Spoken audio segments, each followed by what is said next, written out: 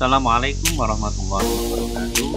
Alhamdulillah anak kita bertemu kembali dalam pelajaran Bahasa Indonesia kelas 5 MI tema 6. Pada kesempatan kali ini kita akan mempelajari tentang struktur teks eksplanasi.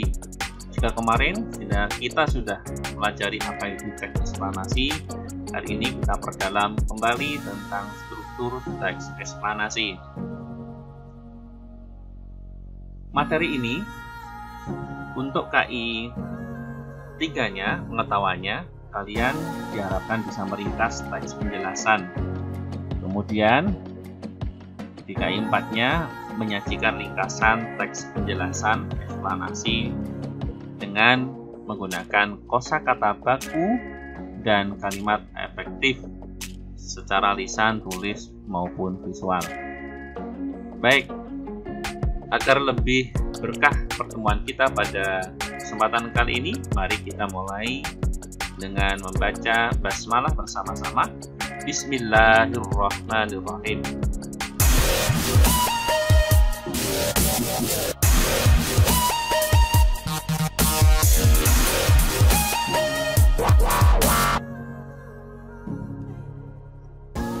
Tujuan pembelajaran pada kesempatan kali ini yaitu setelah menyimak penjelasan guru, siswa dapat mengetahui struktur teks eksplanasi.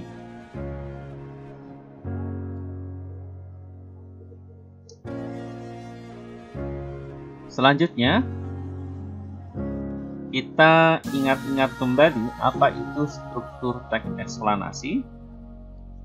Struktur teks eksplanasi yang pertama yaitu pernyataan umum berisi penjelasan umum. Yang kedua, deretan penjelas berisi penjelasan yang lebih detail, menjelaskan struktur yang pertama, pernyataan umum itu. Kemudian yang ketiga, interpretasi berisi kesimpulan atau bisa juga tanggapan dari penulis teks eksplanasi tersebut. Ini sifatnya boleh pilihan, boleh kesimpulan saja, boleh kesimpulan atau tanggapan, dua-duanya ada juga boleh, atau tanggapan saja juga boleh.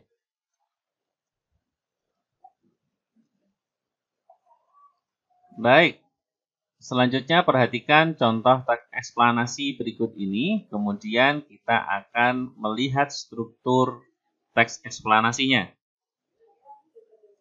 Contoh teks eksplanasi yang pertama yaitu tentang sampah. Melihat judulnya, maka teks sampah ini tergolong teks eksplanasi yang menjelaskan tentang fenomena alam atau sosial. Ya, yang betul adalah teks eksplanasi yang menjelaskan tentang fenomena sosial. Baik, kita baca dan kita pahami agar kita mengetahui struktur teks eksplanasinya. Ada 3 paragraf di sini. Kita lihat dan kita baca dari awal. Sampah adalah barang atau benda yang tidak digunakan lagi, yang keberadaannya sangat mengganggu kesehatan masyarakat di sekitar. Sampah dibagi menjadi 2 jenis. Dilihat dari sifatnya, yaitu sampah organik dan sampah anorganik. Sampah organik adalah jenis sampah yang mudah membusuk, seperti sisa makanan, sayuran, daun-daun kering, dan sebagainya. Sampah ini dapat diolah lebih lanjut menjadi kompos. Sampah anorganik adalah sampah yang tidak mudah membusuk, seperti plastik, wadah pembungkus makanan, kertas, plastik mainan, botol, dan gelas minuman, kaleng, kayu, dan sebagainya. Sampah merupakan fenomena yang kerap kita temui di lingkungan masyarakat. sampah mulanya terlihat biasa berserakan di sekitar kita. Namun, banyak dampak yang ditimbulkan akibat sampah dibiarkan secara terus-menerus. Beberapa dampak yang dapat ditimbulkan oleh sampah adalah penyakit, banjir, dan longsor. Sampah yang dibiarkan menumpuk akan mendatangkan bau tidak sedap sehingga mencemari udara dan dihinggapi lalat. Kemudian muncullah organisme-organisme yang tidak diinginkan yang selanjutnya mendatangkan penyakit seperti muntaber dan DBD, demam berdarah. Selanjutnya, setelah sampah mendatangkan penyakit, sampah dapat pula mendatangkan bencana yang lebih besar, yaitu banjir. Sampah yang dibuang ke sungai oleh warga secara terus-menerus akan membuat air sungai sulit mengalir. Dan lama-kelamaan air sungai meluap seiring hujan lebat yang terus mengguyur. Apabila sudah terjadi banjir, tentunya menyulitkan manusia untuk beraktivitas, terutama bekerja. Selain itu, di daerah yang tanahnya miring akan terjadilah longsor. Banyak sekali dampak yang dihasilkan oleh sampah tadi. Untuk itu, kita sebagai makhluk sosial yang menginginkan kesejahteraan, marilah kita menjaga lingkungan kita. Dimulai dari membuang sampah pada tempatnya. Sampah organik yang kita buang pada tempatnya dapat dimanfaatkan untuk kebutuhan kompos. Sementara sampah anorganik dapat dijual kemudian diolah. Baik, anak-anak, ini adalah teks eksplanasi yang membahas tentang fenomena sosial. Mengapa ini dikatakan teks eksplanasi? Karena teksnya menjelaskan tentang fenomena sosial berupa sampah dan disusun dengan urutan struktur pernyataan umum, deretan penjelas, dan interpretasi. Yang manakah sekarang yang merupakan deretan yang merupakan pernyataan umum, deretan penjelas, dan interpretasinya? Nah, kalau teks eksplanasi jelas urut ya. Yang pertama pernyataan umum di awal. Ini pernyataan umumnya adalah sampah, menjelaskan tentang sampah. Sampah adalah barang atau benda yang tidak digunakan lagi. Lebih umum, keberadaannya sangat mengganggu kesehatan masyarakat di sekitar. Kemudian sampah dibagi menjadi dua jenis, yaitu organik dan anorganik. Sampah organik adalah jenis sampah yang mudah membusuk, seperti sisa makanan, sayuran, daun-daun kering, dan sebagainya. Kemudian sampah ini diolah lebih lanjut menjadi kompos. Dapat diolah menjadi kompos. Sampah anorganik adalah sampah-sampah yang tidak mudah membusuk, plastik, dan sebagainya. Jadi ini adalah pernyataan umumnya, bersifat umum. Kemudian dijelaskan dengan deretan penjelas. Sampah merupakan fenomena yang kerap kita temui di lingkungan masyarakat. Deretan penjelas ini lebih menjelaskan, meneruskan pernyataan umumnya. Fenomena yang kerap kita temui di lingkungan masyarakat. Sampah mulanya ini ada sebab akibatnya. Mulanya terlihat biasa berserakan di sekitar kita.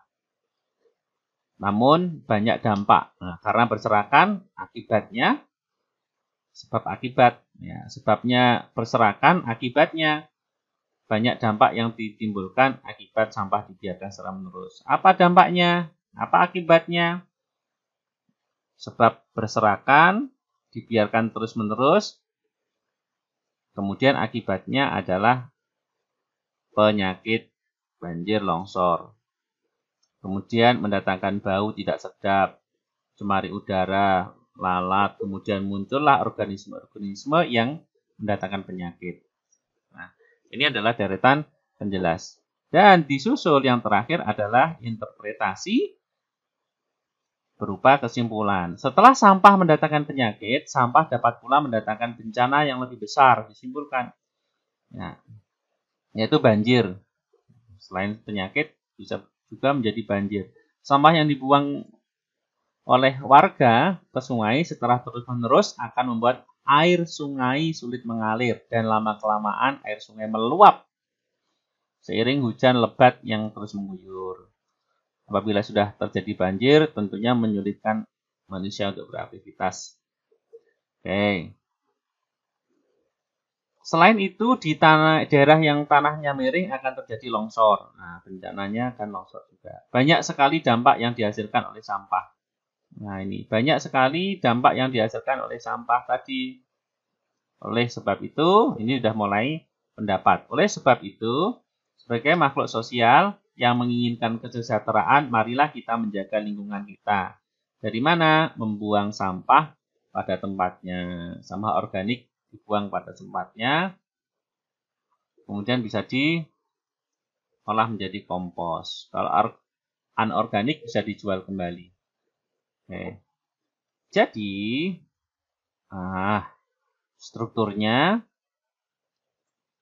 teks eksplanasi di atas dapat kita lihat memiliki struktur sebagai berikut. Yang pertama, pernyataan umumnya berisi penjelasan umum yang dituliskan dalam teks itu berupa pengertian sampah, tadi keberadaannya sangat mengganggu kesehatan masyarakat di sekitar.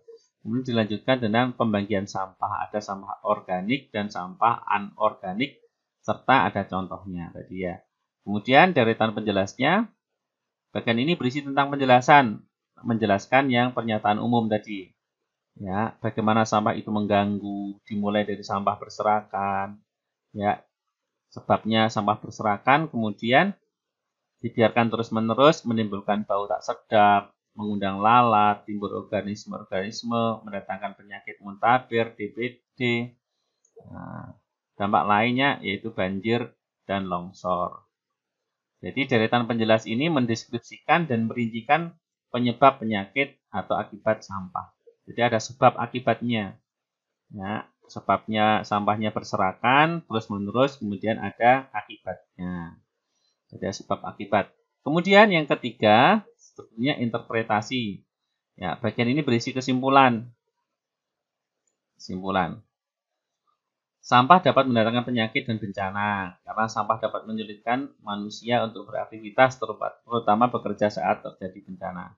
Kemudian ada tanggapan pula tadi, ya, karena interpretasi bisa berisi kesimpulan, bisa juga tanggapan, atau bisa dua-duanya. Pada teks ini dua-duanya diberi, ada kesimpulan, ada tanggapan. Untuk itu kita sebagai makhluk sosial yang menginginkan kesejahteraan, marilah kita menjaga lingkungan kita. Dimulai dari membuang sampah pada tempatnya, sampah organik yang kita buang pada tempatnya dapat dimanfaatkan untuk kebutuhan kompos. Sementara yang anorganik bisa dijual kemudian diolah. Baik, anak-anak, sudah semakin jelas ya untuk struktur teks eksplanasi ini. Baik, agar lebih jelas lagi, Pak Dwi beri contoh yang kedua. Ya, baik. Contoh kedua yaitu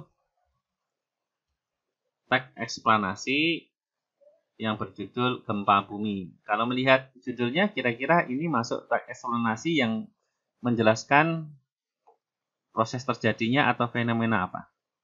Sosial atau fenomena alam? Iya, betul. Yang benar adalah fenomena alam. Baik, kita baca dan kita pahami agar kita bisa mengetahui mana yang teks, mana yang bagian pernyataan umum, mana deretan penjelas, dan mana yang interpretasi. Baik. Gempa bumi adalah peristiwa alam berupa gerakan bergelombang atau getaran pada kulit bumi yang bisa terjadi karena pergerakan lempeng bumi maupun letusan gunung berapi. Untuk gempa yang disebabkan pergerakan lempeng bumi disebut dengan gempa tektonik. Nah, sedangkan gempa yang disebabkan letusan gunung berapi disebut gempa vulkanik. Nah, ini berarti termasuk apa? Yang pertama, pernyataan umum. Menjelaskan tentang apa? Gempa bumi adalah peristiwa. Secara umum, jelaskan gempa bumi adalah peristiwa alam berupa gerakan bergelombang atau getaran pada kulit bumi yang bisa terjadi karena lempengan bumi maupun letusan gunung berapi. Nah, untuk gempa yang disebabkan pergerakan lempeng bumi disebut tektonik, sedangkan gempa yang disebabkan letusan gunung berapi disebut vulkanik. Oke, disusul kemudian deretan penjelas. Ada banyak kerugian yang ditimbulkan oleh gempa bumi berskala besar. Nah, ada sebabnya apa? Gempa bumi maka ada akibatnya. Di antaranya hancurnya bangunan-bangunan yang kurang kokoh sehingga menimbulkan korban jiwa. Sebabnya gempa bumi berskala besar, bangunan-bangunan yang kurang kokoh, akibatnya menimbulkan korban jiwa. Gempa bumi juga menyebabkan trauma bagi korbannya. Tidak hanya korban jiwa, yang selamat juga trauma terkadang gitu. Kemudian disusul yang ketiga yaitu interpretasi. Dilihat dari penyebabnya, gempa bumi memang tidak bisa diprediksi dan tidak mengenal musim. Karena itu setiap orang harus lebih waspada dan mampu mengantisipasi akibat dari gempa bumi. Ini sudah mulai tanggapan ya, pernyataan. Misalnya berlari ke arah lapangan jika terjadi gempa dan melindungi kepala agar terhindar dari benturan. Ini merupakan interpretasi. Oke.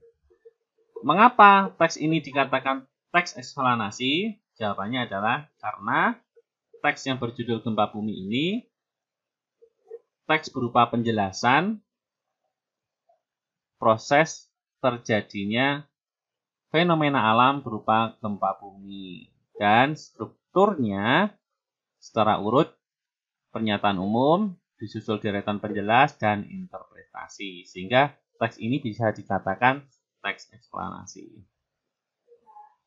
Nah, maka strukturnya kalau kita bisa susun seperti ini, teks eksplanasi di atas dapat kita lihat memiliki struktur sebagai berikut. Pernyataan umumnya, penjelasan umum dituliskan dalam bentuk dalam teks itu berupa pengertian gempa bumi dan penyebabnya, yaitu bisa disebabkan karena pergerakan lempeng bumi yang disebut tektonik maupun letusan gunung berapi yang disebut vulkanik.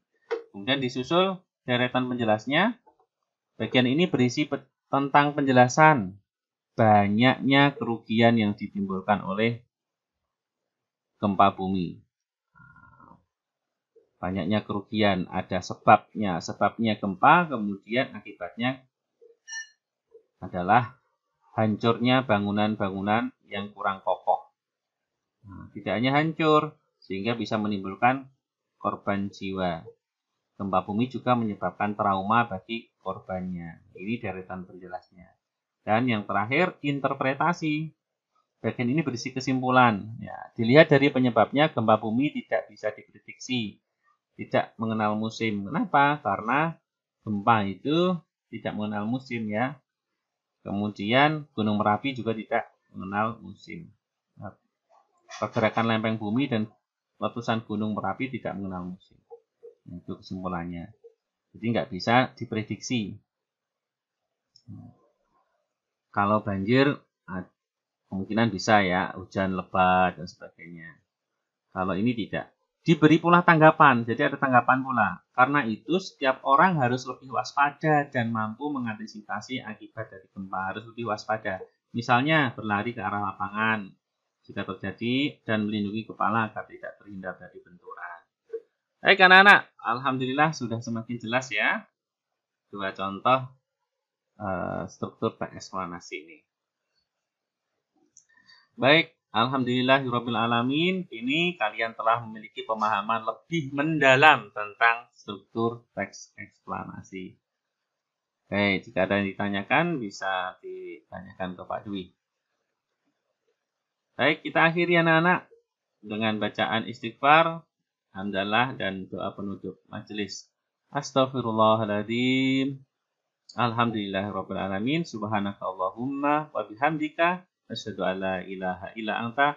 Astaghfiruka wa atubu ilaik. Jaga kesehatan. Assalamualaikum warahmatullahi wabarakatuh.